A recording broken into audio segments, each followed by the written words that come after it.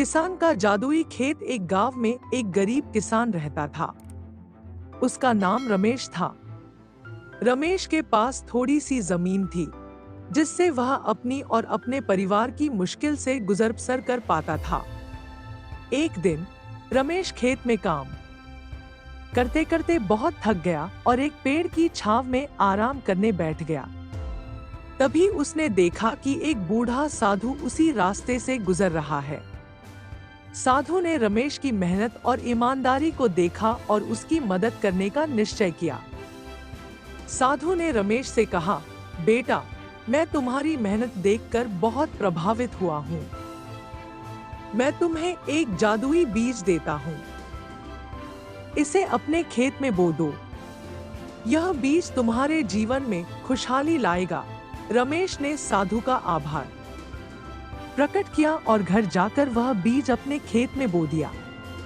कुछ ही दिनों में उस जगह एक हरा भरा पौधा निकल आया और देखते ही देखते वह पौधा एक विशाल वृक्ष में बदल गया।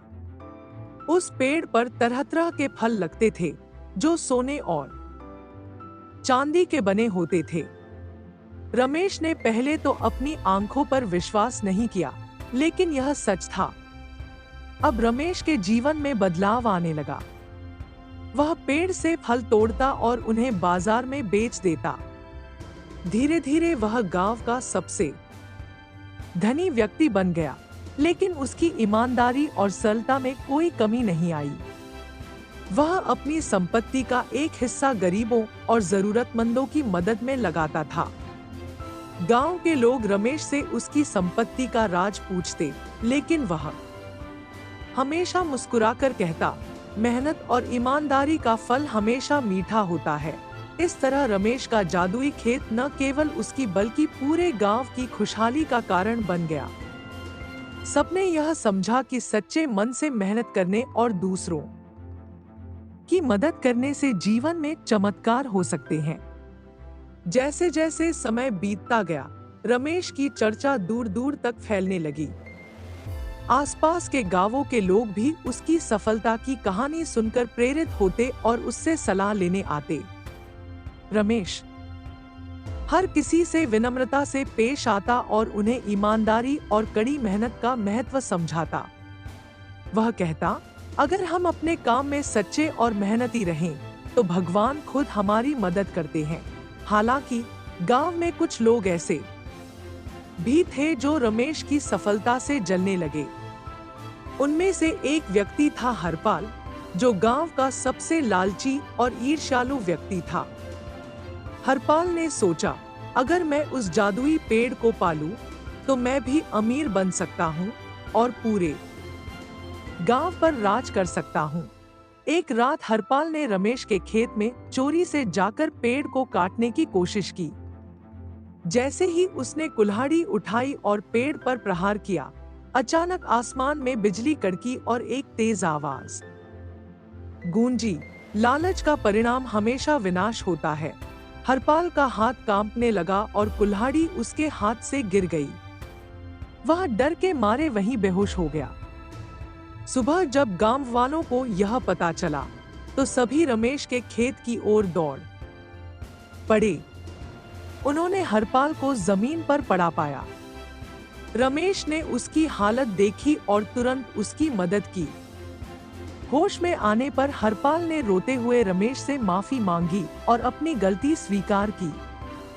रमेश ने उसे माफ कर दिया और कहा, सच्ची संपत्ति हमारे दिल की अच्छाई और मेहनत है, न कि किसी जादू की चीज में।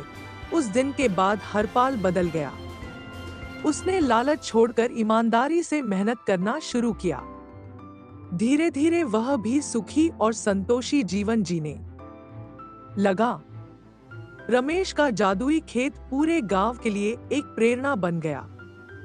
गांव के लोग अब जानते थे कि सच्ची खुशहाली मेहनत, ईमानदारी और एक दूसरे की मदद से आती है।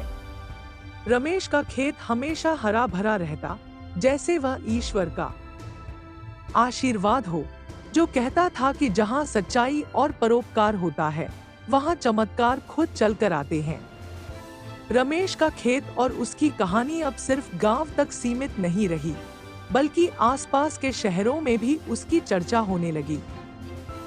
दूर दूर से लोग रमेश के पास आते और उसकी कहानी सुनकर प्रेरणा लेते।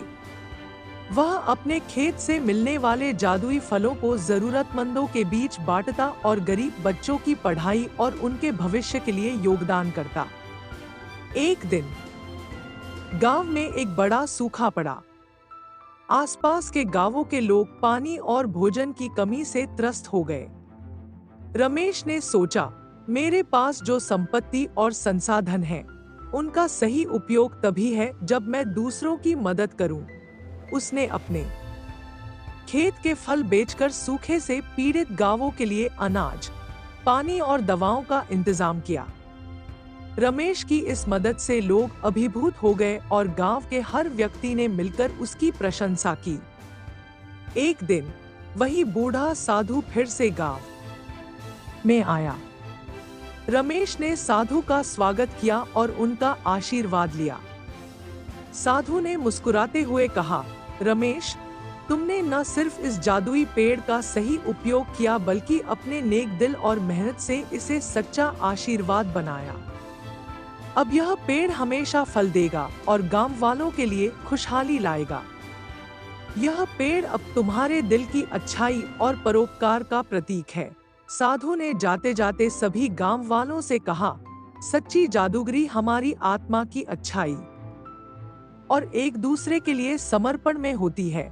रमेश और गांव वालों ने यह बात हमेशा याद रखी और आपसी प्रेम, सहयोग और मेहनत से गांव को खुशहाल बना दिया। इस प्रकार रमेश का खेत न केवल एक जादुई खेत था बल्कि एक ऐसा स्थान बन गया जहां से अच्छाई, परोपकार और मेहनत की सीख मिलती थी। गांव के लोग इस कहानी को आने वाली पीढ़ियों को सुनाते और बताते कि जब तक इंसान मेहनत, ईमानदारी और परोपकार की राह पर चलता है, तब तक उसका जीवन खुशियों से भरा रहता है।